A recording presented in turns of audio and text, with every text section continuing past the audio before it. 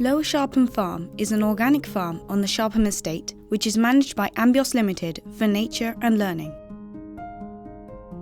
The farm is a rich mosaic of habitats in the beautiful Dart River Valley, and it has been decided that 60 additional acres will be taken on to be managed as a new rewilding project called Wild Sharpham. Meanwhile, we're a tenant of the Sharpham estate, and so in that partnership with the Trust, they've been going through a land review, and they have opportunities in that some of their land is coming back to the Trust to decide on what they want to do. And we want to expand our programme, moving from 80 acres to around 130, 140 acres. And that's really exciting, really excited about that opportunity. And so we want to see if we can take on this land and manage it as a rewilding project. It's been used agriculturally in a way which has severely compromised its environmental potential. And that is something that we now have the opportunity to put back and hopefully to make even better than it has been for hundreds of years. So this project gives us the chance to make a really positive change. Conservation is traditionally about protecting what's left of nature, and this is giving us a chance to do something really quite proactive, actually turning things around and giving nature a chance to recover in the face of catastrophic loss, really. And that is such a positive approach to take, I think. And it feels like a turning point, really, perhaps for land management throughout the whole of the UK. Yeah. So we've been working at Lower Sharpham Farm for over 5 years, where we've been managing this land here, under an agri-environment scheme called High Level Stewardship, which is fairly comprehensive, and it tries to sort of maximise the biodiversity value of the land whilst still farming it.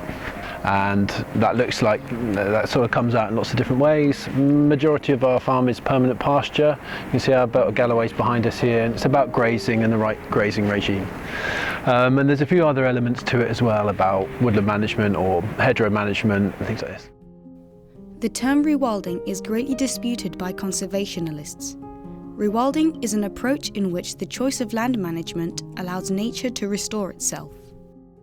The outcome is really to allow nature to determine its own outcome. We want to create the right conditions for biodiversity to flourish, the optimum conditions for that to happen.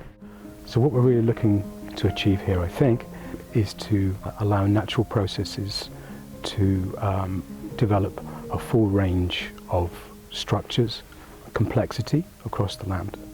So ranging from the short grass to long grass, tall herb areas, pioneering scrub, mature trees, mature woodland canopy.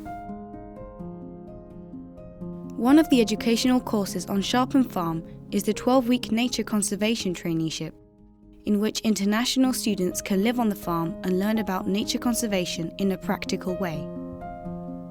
They work on biodiversity assessments, wildlife surveys, techniques for the management of rural landscapes, employability skills, and projects which can be individual or a collective effort. Wild Sharpham therefore offers the opportunity to learn about the journey of rewilding and the chance to contribute to the process, including research and practical surveys. The trainees have really been fundamental in understanding, unpicking some of the detail to the proposal. So we've targeted a number of themes for each of the students or teams of students to look into. The trainees have done a lot of project work, recording the wildlife, interpreting the wildlife here on the estate. That's really helping us to finalise our decision making, which is brilliant. The work they're doing is great. And in the future, the traineeships will give us an opportunity to monitor the changes going forwards as part of the training programme. This is what the trainees have to say about their work so far. At the moment I'm focusing on the rewilding project that's been established at Knepp Estate, because it has a lot of similarities to us in terms of what we want to achieve with naturalistic grazing and so on, and they have also made available a lot of resources so we can look into how they have established their sort of baseline survey and how they've been monitoring it. It's looking at that and thinking what is useful to us and what can we take away, and what doesn't necessarily apply, and what do we need to think best suits us. So I've been investigating ways to assess hedgerows and grasslands and to come up with a protocol to do surveys in various areas. So far we've been looking at maps to identify what would be semi-improved grassland, what would be improved grasslands, but we need to check that into the field. In order to assess hedgerows and grasslands, we need to know about the species in those areas. So we learned about how to identify a tree in winter, and we learned how to use a handbook. The first step was reading about methodologies to survey the field. It's hard to classify the habitats in clearly categories. The objective is to try to draw a map of the zone, because if you have the information in a graphic way, it's easier to get information about it. I've been researching the river and the reed beds, the functions of the river, what does it bring to biodiversity, why the reed beds is such a special habitat. There's quite a lot to learn. Mostly the problem with the river is that a channel is being created. So, you know, there's a wall. So that means that the flow, it's very low energy. There's no disturbance to the reeds. They end up growing a lot and taking up a lot of space and just expanding and taking up more space. And there's nothing else that challenges that. There's not a lot of biodiversity in the habitat. So for this project, I've been investigating ways that we can test the current condition of the fields and the farm that's going to be rewilded. And this would include chemical properties, physical properties, and biological properties. I found a document that explains how the Ellenberg soil indicators work. So depending on the plants that are found in an area, it can determine more or less what soil type there is, the pH, the levels of nutrients. I think soils are a very important feature of an ecosystem because the plants depend on it. It's very important for nutrient cycling as well. Also, it creates a habitat for lots of microfauna as well. The soil also determines a lot of the water dynamics underground and things like this. So far I've been looking at management options and looking at what livestock we could have grazing on the farm, and then also the history of Sharpham Estate, how the land's been managed in the past and how that affects the future of the estate. First of all, looking at the stewardships, which one would correspond best, and then we can look at which animals we could have and how many animals, the access problems, who could come through the land and stuff like that, so a lot to learn still. So I'm focusing on the management of Wild Sharpham. It's really helpful if you have financial support. So the stewardship, it's from the government, and if you do something specific with your land and the government has identified that your land is of specific or good value, then they will support you in doing that. So it's an incentive to take care of your land in a specific way. The new land which will be taken on by the farm lies within registered parkland and garden. This could cause some challenges, as it is viewed as a cultural historical landscape, and this must be taken into account. The history of the estate is really rich and varied. The estate as it currently sort of looks was based on a Georgian period, 1780s, 1800s, and the landscape design is believed to have been designed by an important landscape architect called Capability Brown. And for us, being a nature conservation organisation, we're trying to honour the history, but importantly we're really trying to embrace and further this biodiversity agenda. And at the moment the work is in reconciling those two things. The options for stewardship are parkland restoration and the creation of wood pasture. Parkland restoration implies a formalised park landscape with restricted biodiversity potential. However, woodland pasture allows for the more desired wild outcome.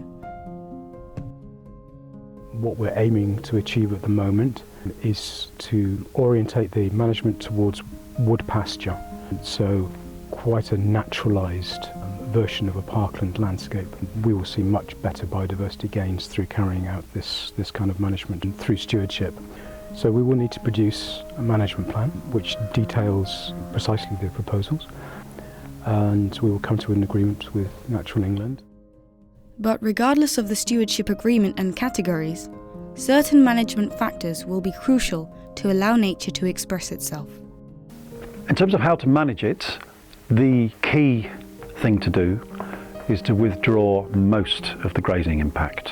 If we are trying to mimic a natural system, then the grazing pressure must be reduced to something approaching a natural level. And there will be a grazing pattern, and that grazing makeup will be mixed, ideally. Animals that graze in slightly different ways, cows, maybe ponies.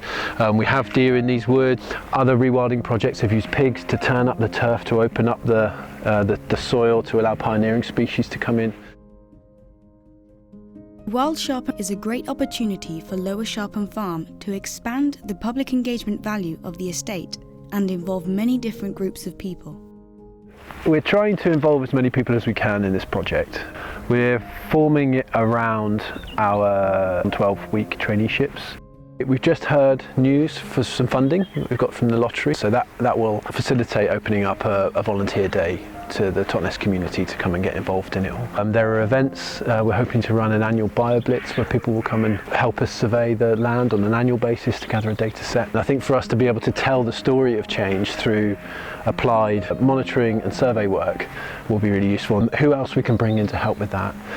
Talking to a few different universities and lecturers at universities to see if they can see some research potential in this change in management. Plymouth University with some soils, Exeter University with some bats, for instance. So we can draw in other agencies to pick up on the bits that we can't necessarily do ourselves.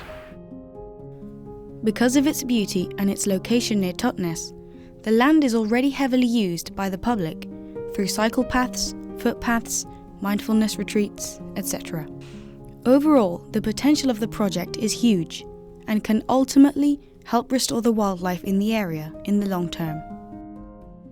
This gives us a chance to generate a sense of hope for the future in what we're doing. I think that we would hope that this is a chance for inspiration for our trainees, for ourselves, for all of the people that use the estate. But I would like to see more scrub. I would like to see more tussocks, more structure. I would like to see more trees. I would like to see more people. I would like to see more survey work and science, and ultimately I would love to see more wildlife there. To imagine barn owls foraging, right the way across that landscape where they haven't done for decades.